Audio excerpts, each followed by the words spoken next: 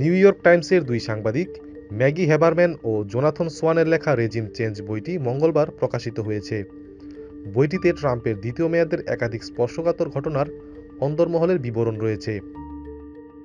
বইয়ের বর্ণনা অনুযায়ী গাজা যুদ্ধবিরতির ২০ দফা শান্তি পরিকল্পনা নিয়ে আলোচনার এক পর্যায়ে নেতানিয়াহুর সঙ্গে ফোনে তীব্র বাদানুবাদে জড়িয়ে পড়েন ট্রাম্প। ওই কলে ছিলেন ট্রাম্পের জামাতা জেরেড কুশনার এবং মধ্যপ্রাচ্য দূত স্টিভ উইকটফও। ট্রাম্প নেতানিয়াহুকে সরাসরি বলেন, বিবি, সবাই তোমায় নিয়ে বিরক্ত, সব ইহুদিরাই তোমাকে নিয়ে বিরক্ত, এই কলে থাকা দুজন ইহুদিও তোমাকে নিয়ে বিরক্ত। কুশনার ও উইকটফ দুজনই ইহুদি হওয়ায় এই মন্তব্য বিশেষভাবে তাৎপর্যপূর্ণ।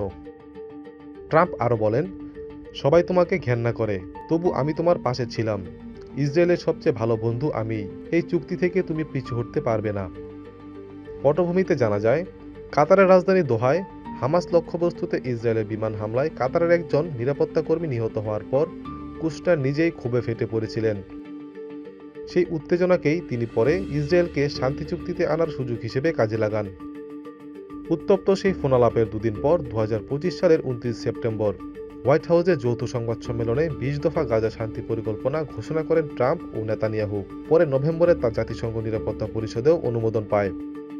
বইটি প্রকাশের পর মার্কিন রাজনৈতিক মহলে তীব্র আলোচনা শুরু হয়েছে। হোয়াইট হাউসের সিচুয়েশন রুমের কথোপকথন ফাঁস হয়েছে কিনা তা নিয়েও উদ্বেগ প্রকাশ করেছেন একাধিক কর্মকর্তা। আর খবর অনুযায়ী বইয়ের বিস্তারিত বিবরণ নিয়ে স্বয়ং ট্রাম্প ভীষণ ক্ষুব্ধ।